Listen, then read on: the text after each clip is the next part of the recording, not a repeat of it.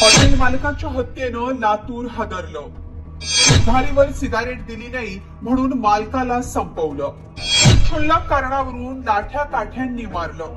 सीसीटीव्हीत कैद, हत्येचा थरार, आरोपी मात्र फरार. लातूर तालुक्यात एका हॉटेल मालकाची हत्या झाल्यानं खळबळ उडाली आहे. लाठ्या काठ्यांनी डोक्यात प्रहार करून आरोपींनी हॉटेल मालकाचा जीव घेतलाय.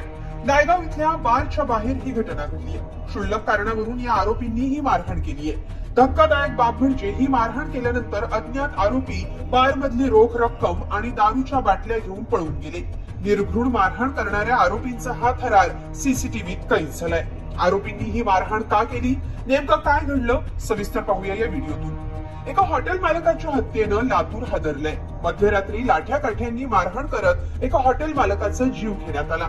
लातूर जिल्ह्यातल्या चाकूर तालुक्यातल्या नायगाव इथं ही घटना घडली आहे. केवळ सिगारेट उधार दिली नाही म्हणून राग अनावर झालेल्या हल्लेखोरांनी हॉटेल मालकावर जीव घेणा हल्ला केला. गजानन नामदेव कासले असं या हल्ल्यात मृत झालेल्या व्यक्तीचं नाव आहे. ते नायगाव इथल्या BN बार अँड रेस्टॉरंटचे मालक आहेत.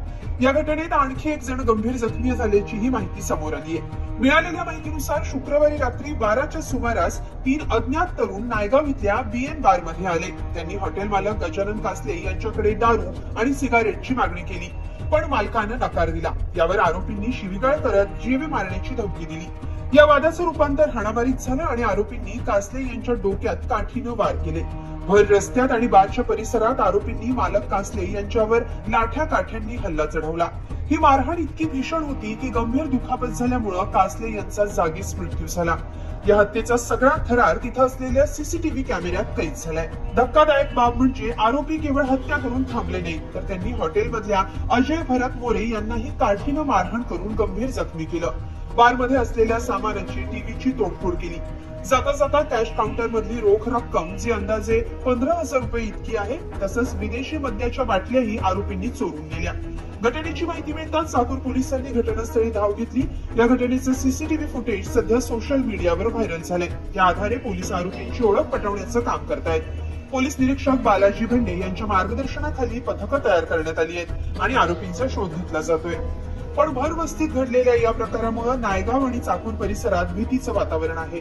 मृत गजानन कासले यांचे भाऊ बालाजी कासले यांनी या घटनेची पोलीस ठाण्यात फिर्याद दिली आहे. या फिर्यादीवरून 3 अज्ञात व्यक्तींविरुद्ध खुनाचा गुन्हा दाखल करण्यात आलाय. चाकूर परिसरात या घटनेनंतर दहशतीचं वातावरण आहे. सीसीटीव्हीच्या आधारे पोलीस अज्ञात आरोपींचा शोध घेत आहेत, तर आरोपींना लवकरात लवकर अटक करण्याची मागणी ग्रामस्थ करतायत. पण केवळ सिगारेट उधार द्यायला नकार दिल्यानं थेट जीव घेण्याची मानसिकता किती क्रूर आहे यावरून संताप व्यक्त होतोय. आता पोलीस आरोपींना बेड्या कधी ठोकणार हे पाहणं महत्वाचं आहे. चाकूर पोलीस फरार आरोपींचा शोध घेत आहेत.